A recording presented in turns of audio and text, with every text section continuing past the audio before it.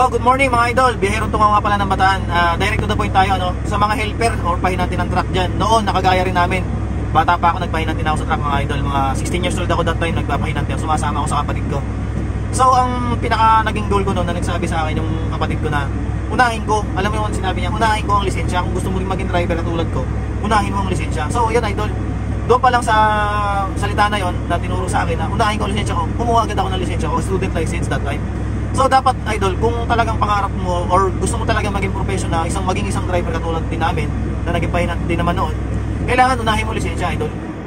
Either masasabi natin na may mga driver na madamot or hindi naman madamot dahil masasabi mo na yung unit natin is iniingatan nila or unit nila iniingatan nila or yung may-ari iniingatan din yung unit. Siyempre malaking kawalan sa kanila pagka nagkaroon ng kung anong bagay na ano.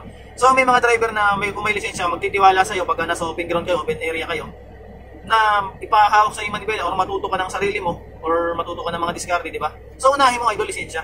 Yan kasi yung lisensya na yun, yan pinaka-diploma natin. Para sakaling dumating na yung panahon na kaya na natin sa sarili natin tumayo sa sariling paa, may magagamit tayo na kumbaga provider na magsisilbing diploma natin para magtiwala sa atin yung mga kumpanya na apply natin. So ayan, lisensya ang unahin mo idol. Kung ikaw ay isang pahinantin ngayon na nangangarap din maging isang driver, ano? So ngayon nga, tandaan mo idol, tandaan mo lahat ng mga kapihan na pupuntahan ninyo nung driver mo ngayon. Kung ikaw ay isang pahinantin pa lang ngayon, tandaan mo, ngayon pagka driver ka na idol, kabisado mo na lahat ng mga kapihan. So madali nang makapunta doon idol kung ikaw ay may lisensya na, diba?